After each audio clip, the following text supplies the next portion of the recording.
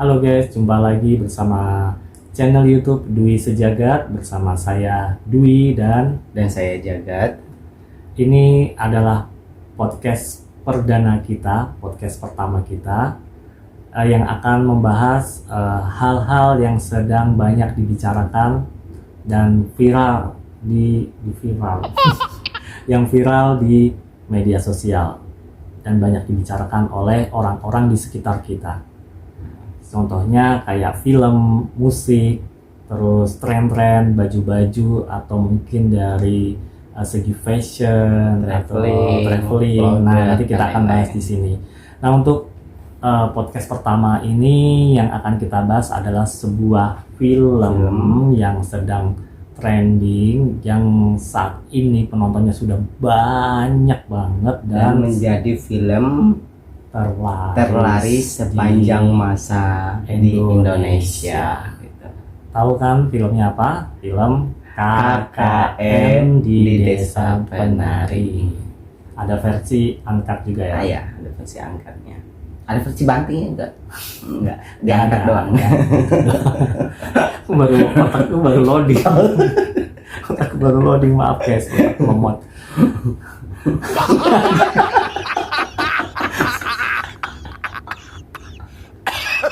Oke guys, film KKN ini sebenarnya film dari kisah nyata yang sebelumnya sempat viral di Twitter, yang ditulis oleh siapa lupa namanya, nanti ada di sini. Ada di mana? Ada di bawah sini ya guys, nanti kita cantumin Twitter dan nama penulisnya. Oke. Film ini adalah film disutradarai sama Awi Suryadi dan diproduksi sama MD Picture. Dibintangin sama Tisa Biani, Kelvin Jeremy, sama Agni siapa saja nggak tahu. Sama yang lain juga nggak tahu. Aku taunya cuma Kelvin Jeremy sama Tisa Biani aja sih. Sama. Itu loh. Itu pun aku baru sadar itu. Aku cuma tahu awalnya itu tahu kenalnya itu dari wajah sih, cuma Tisa Biani doang. Tapi pas ada tulisnya itu ada Kelvin Jeremy, itu saja beda banget guys gitu lah.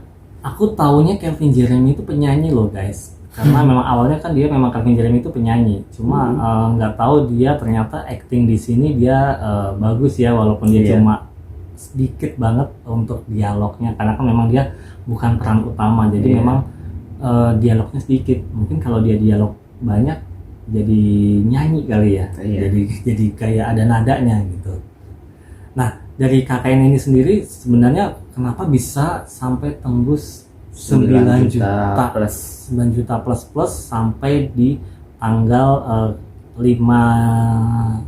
Juni ini udah 9 juta lebih, dan bisa jadi akan terus meningkat karena memang kalau dilihat dari websitenya di Cinema 21 itu untuk layar bioskopnya masih banyak banget dipertontonkan ya. Benar. Selain itu juga memang antusias masyarakat juga kayaknya masih ada.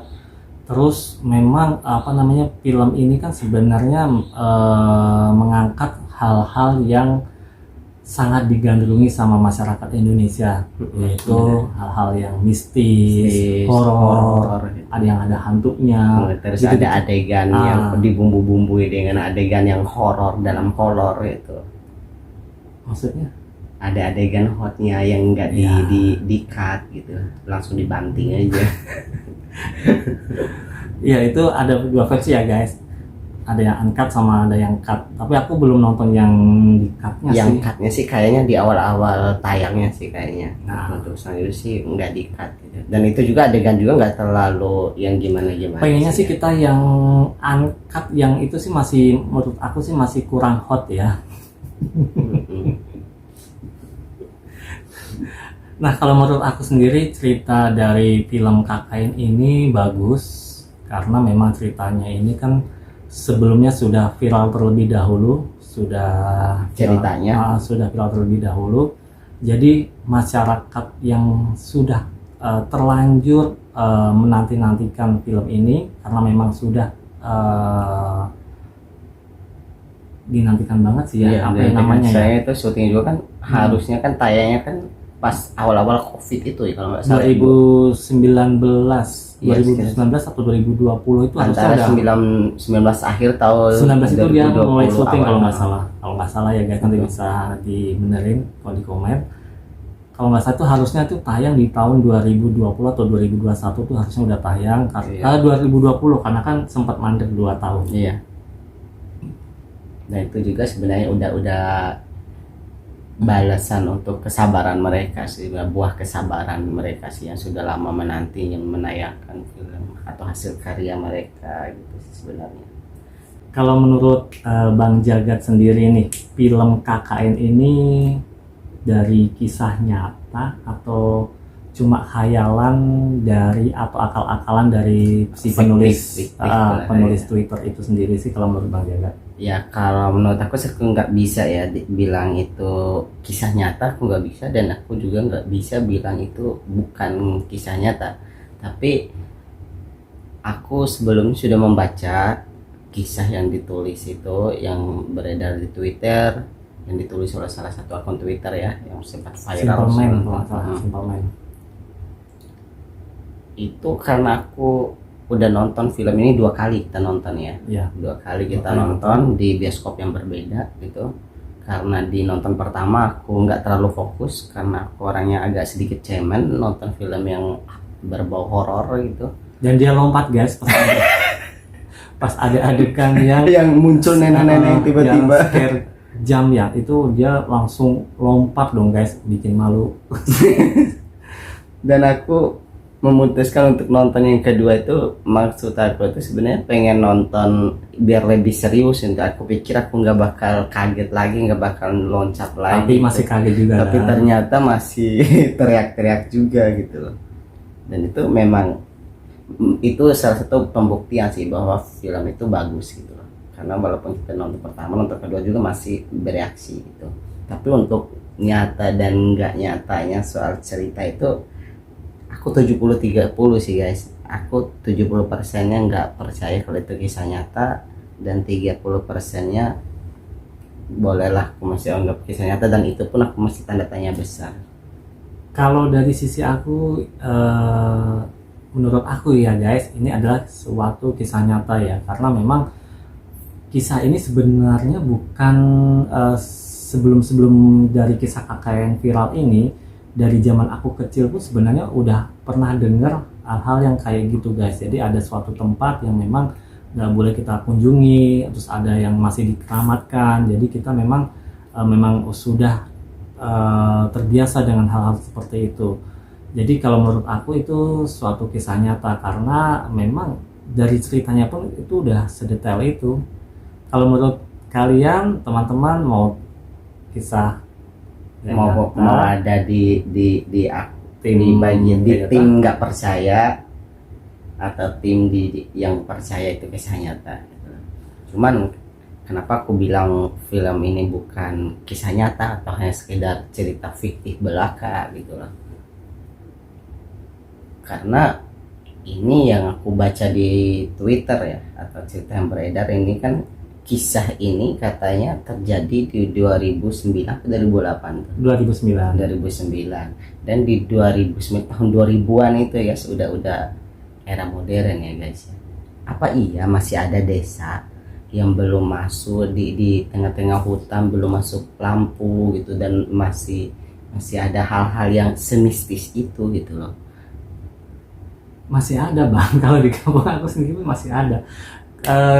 Di pedalaman daerah mungkin dari teman-teman mungkin ada yang tahu juga kalau di beberapa saudara kita, teman-teman kita itu belum dapat kesempatan untuk menikmati seperti kita modern seperti ini. Jadi masih ada beberapa wilayah yang masih tradisional banget, masih menjunjung tinggi adat. Seperti contohnya kalau kita lihat kan masih ada suku Baduy yang masih memegang teguh, dia tidak mau mengenal budaya modern, walaupun dia tahu ya budaya modern, tapi dia memang kekeh memegang erat, dia nggak mau terkena modernisasi. Nah, sedangkan di daerah pedalaman di Jawa mungkin atau di daerah lain itu pasti masih ada juga daerah-daerah tertentu yang masih menganut sistem seperti itu. eh, atau juga mungkin terkendala oleh akses. Kalau menurut aku sih itu memang benar-benar ada bang, karena pernah aku lihat beberapa waktu lalu saya pernah nonton di salah satu channel YouTube sebelah itu mereka sudah survei bang. Jadi mereka itu melakukan penelusuran itu apakah desa KKN Penari itu benar-benar ada. Dari penelusuran itu mereka menggunakan Google Map. Jadi mereka ciri-ciri dari hutan atau wilayah daerah yang inisial huruf B ini yang ditengarai antara di Bondowoso atau di Banyuwangi ini. Jadi di daerah itu ada hutan yang namanya kalau nggak salah Alas Purwa atau Alas Gumitir bang. Nah di tengah-tengah itu ada suatu kampung yang masih belum tersentuh sama peradaban. Nah dari penelusuran YouTuber tersebut dari channel sebelah tersebut, kalau ada suatu desa di daerah Jawa Timur bang, itu tepatnya di huruf B ya, antara yang inisial B itu ya, antara Bondowoso atau Banyuwangi. Nah itu di tengah-tengahnya itu memang banyak hutan lebat bang. Di Bondowoso dan Banyuwangi itu masih banyak hutan ya guys. Kalau di situ tuh ada, kalau nggak salah kalau di Banyuwangi terkenal dengan Alas Purwo. Alas Purwo itu memang di Banyuwangi dikeramatkan kalau nggak salah ya. Mohon dikoreksi karena setahu aku pernah berkunjung ke Banyuwangi itu memang disuruh hati-hati kalau ke Alas Purwo. Terus ada lagi daerah Bondowoso itu ada Alas Gumitir kalau nggak salah. Nah itu perbatasan antara Bondowoso dan Banyuwangi. Mohon dikoreksi kalau saya salah. Nah di situ memang masih dianggap keramat kalau menurut aku. Nah dari penelusuran YouTuber itu memang ada sebuah desa yang sangat jauh dari perkotaan bang. Jadi masih dikelilingin sama hutan. Nah itu salah satu ciri-ciri yang menunjukkan bahwa daerah itu ada di Bondowoso gitu. Kalau nggak salah sih memang itu, karena memang ciri-cirinya seperti itu bang, kayak ada kampungnya, terus ada yang ditengarai, ada balai pertemuannya, terus ada tetengarai, ada titik yang nggak boleh batasnya, ada gapura-gapura kalau nggak salah ya. Itu ada dibahas di channel YouTube sebelah saya. Aku nggak yakin ya kan, aku antara yakin nggak yakin, tapi aku lihat sih memang di daerah sana masih memegang teguh untuk seperti itu sih.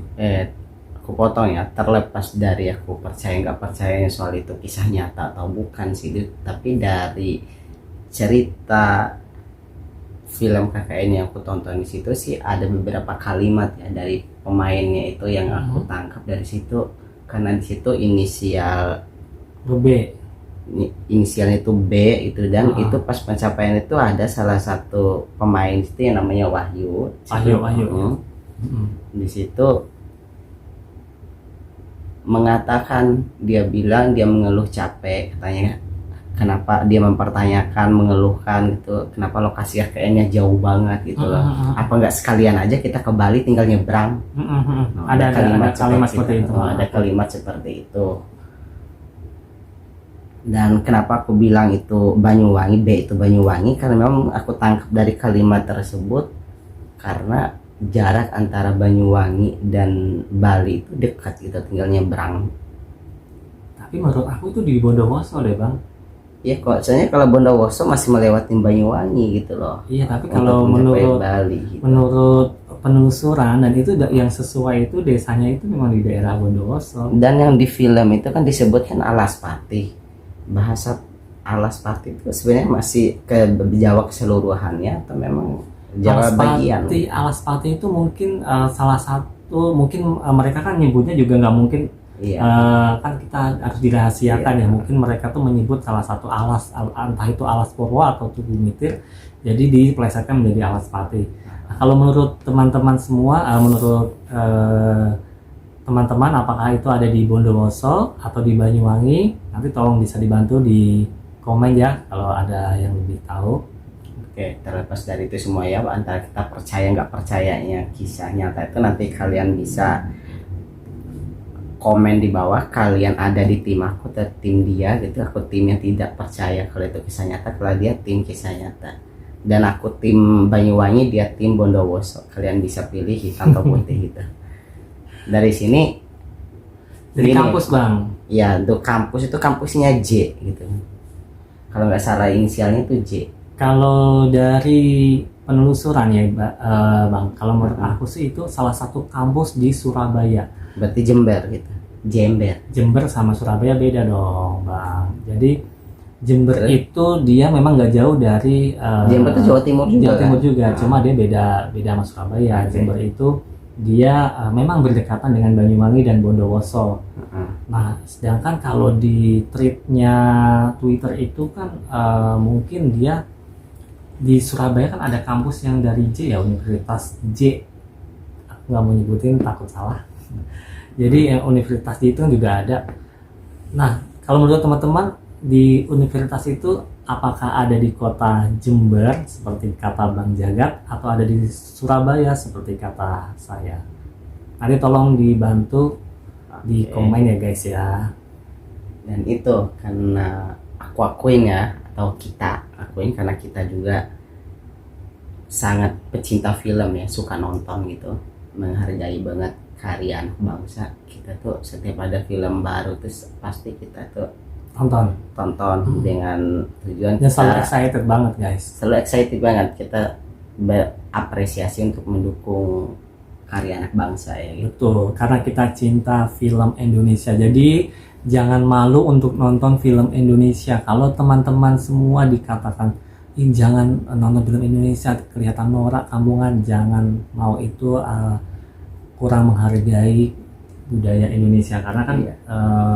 kurang menghargai karya cipta anak bangsa sendiri, bukan budaya Indonesia. Karya cipta anak bangsa sendiri. Ya di film ini kan film horor ya, film Ah. berbau horor, ada komedinya sedikit yang si Wahyu di sini. Dan Ah. sini di film ini kan yang aku tangkap ya, ada horornya, ada komedi. kolornya, ada komedinya. Ya pakai kolor bang, kalau nggak pakai kolor gimana dong? Maksudnya enggak, aku cuma mau nanya di sebut aja romantis ya, di bagian mana yang paling kamu suka untuk keromantisannya atau bahas kolornya, adegan-adegan yang paling kamu suka yang enggak di-cut gitu. Mungkin para subscriber, para teman-teman juga pasti pada tahu semua bagian yang sangat dinanti-nantikan ya.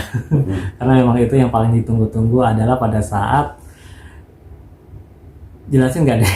Ya nggak apa-apa, jelasin. Pada saat kalau pribadi ya, saya pada saat si Ayu dan si Bima melakukan hal-hal yang tidak senonoh di pemandian yang dikeramatkan itu ya guys ya. Itu adegan yang menurut aku paling Yang ditunggu-tunggu gitu. bukan yang paling ditunggu-tunggu juga, tapi kan emang itu sebenarnya sumber dari segala Iya. bencananya kan sebenarnya kan dari situ ya guys ya. Salah satu sumbernya kan dari situ sebenarnya. Jadi memang itu salah satu adegan sih yang paling aku tunggu, karena memang jujur ya guys, aku penasarannya di situ Ya, sih. soalnya ada tulisan angkatnya juga, itu tuh orang bertanya apa ini angkatnya Jujur apa penasaran di situ sampai seberani sevulgar apakah mereka gitu. Ternyata memang kurang vulgar, kurang naik dikit, kurang ke bawah dikit. Tapi aku sih jujur kalau untuk adegan seperti itu sih nggak terlalu kutunggu ya gitu, dan itu juga aku nggak mau bilang itu adegan aku suka sih. Sebenarnya aku untuk adegan yang itu aku nggak terlalu excited atau gimana kayak orang-orang ya pengen lihat itu. Aku lebih sukanya itu di situ bukan adegan tapi soundnya gitu lah. Tahu nggak yang pas si Bayu ya, yang Jeremy ya, Kelvin bilang yang Itu si lapor ke si Ayu, Anton. yang Kelvin Jeremy siapa nanti? Si Kevin Jeremy itu si Anton. Nah ya, ketika si Anton yang ember ke Nur. Nur yang cerita setiap malam katanya dengar suara desahan Oh, gitu lah. iya, Aku sukanya di situ, ketika di situ embernya itu pas itu Desahannya. aku suka soundnya itu pas desahan itu. Aku di situ ketutup mulut Bisa jadi didengerin lah kayak apa desahannya. Gak usah disebutin juga. aku kalau untuk adegannya sih aku biasa aja gitu lah, dan itu nggak ada yang terlalu vulgar sih menurut aku, dan itu masih Biasa aja, biasa masih aja, masih oke lah, nggak perlu di cut juga sih gitu. Sebenarnya itu bukan versi angkat juga sih ya. Iya, bukan versi angkat juga gitu.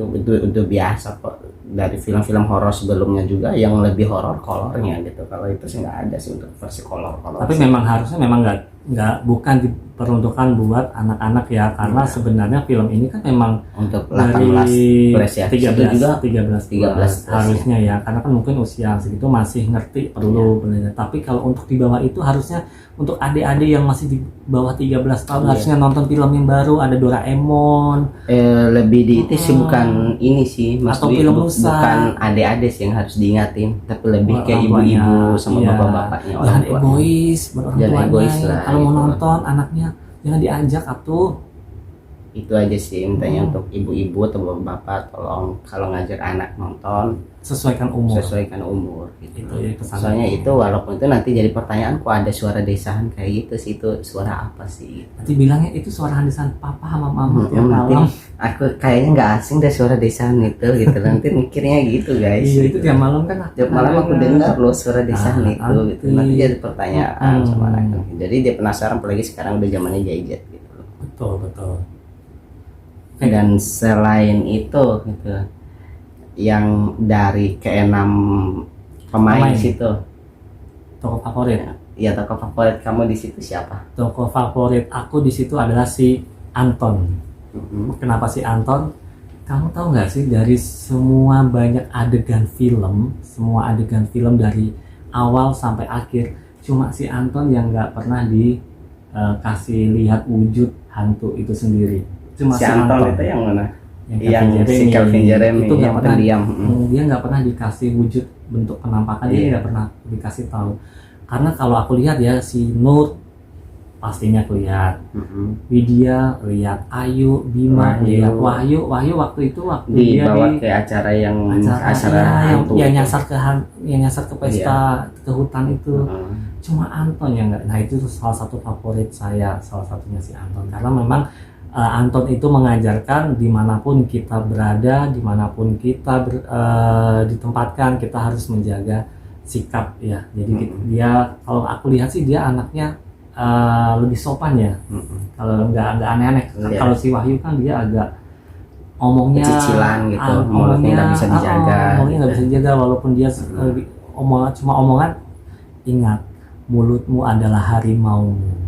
Gitu sih. Kalau Bang Jagat, bahasa sekarang tuh kayak gitu, apa yang kita pikirkan itu yang akan terjadi. Nah kalau Bang Jagat siapa yang difavoritin? Kalau aku di situ justru aku favoritin itu yang bukan dari pemain 6 pemain itu sih sebenarnya. Siapa? Aku lebih sukanya itu tuh dari kakek yang berubah jadi anjing itu. Oh si Bah Buyut kalau nggak salah. Aku lebih suka sama itu. Dan ada 2 tokoh yang aku suka dari situ. Kenapa aku bilang aku nggak terlalu suka, bukan nggak terlalu suka sih ya, tapi yang bikin menarik dari aku tuh adegan si nenek yang jadi kodanya si Nur yang selalu bikin ku loncat-loncat gitu. Badok.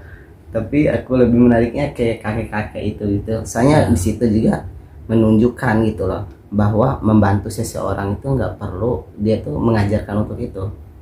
Kayak yang terjadi sekarang ya, tangan kanan memberi, tangan kanan beri, tangan kiri main gadget, rekam posting gitu loh. Dan itu kasih kakek itu benar-benar orang yang membantu tanpa pamrih gitu guys gitu loh. Dia ngajarin gitu, kayak dia ngajarin kayak itu filosofi kopi, tahu nggak di situ? Tahu banget. Nah, dia ngajarin ada banyak hal loh. Kalau yang kita petik dari situ bukan hanya dari ke-6 pemain itu gitu loh.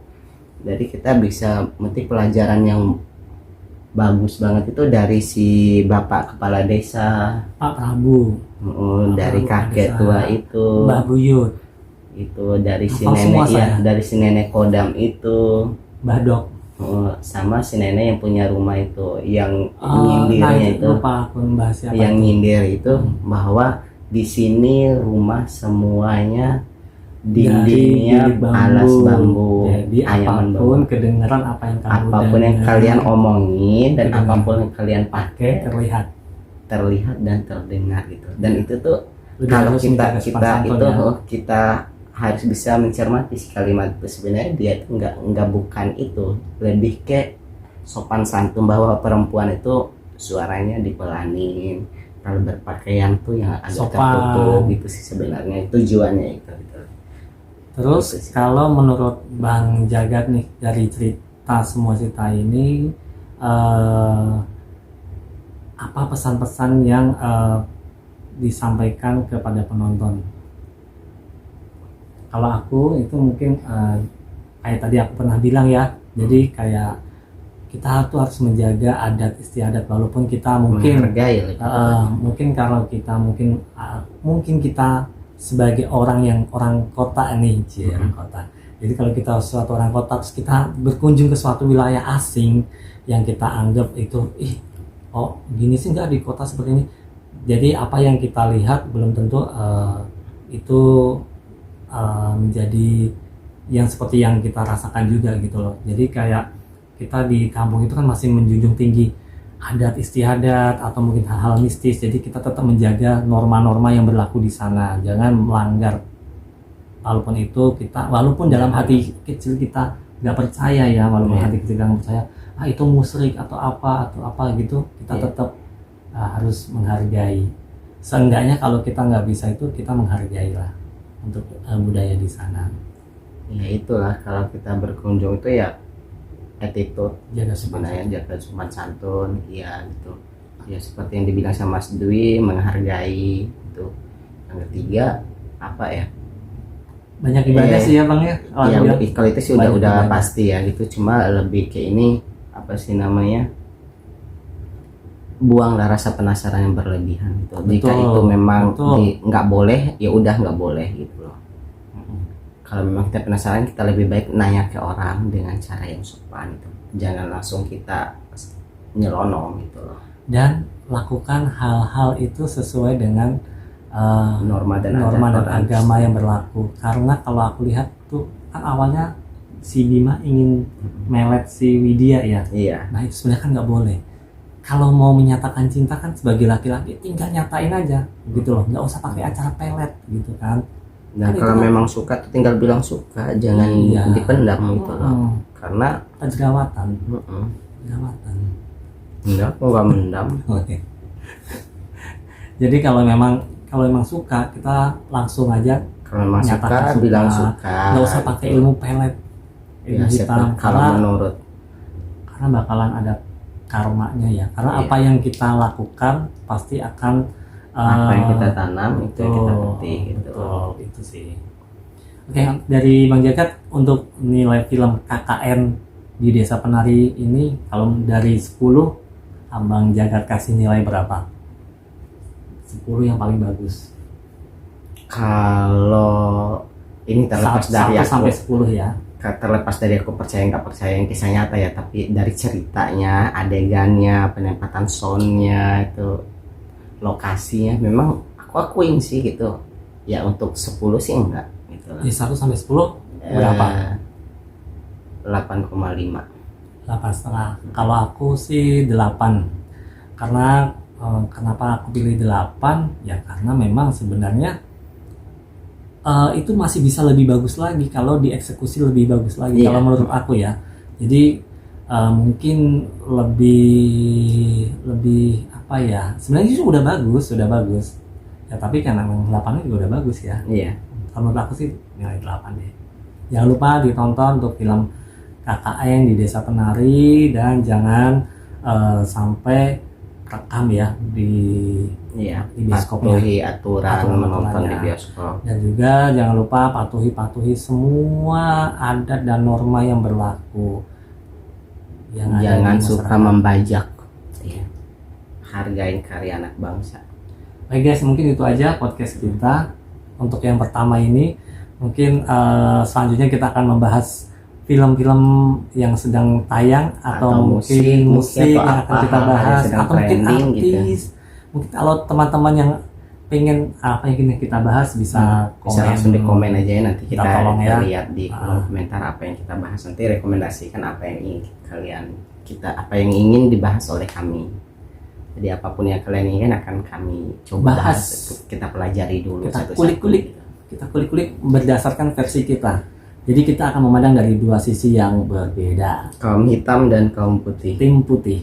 Aku orang yang selalu menentang kepercayaan orang. saya mudah percaya sama Allah.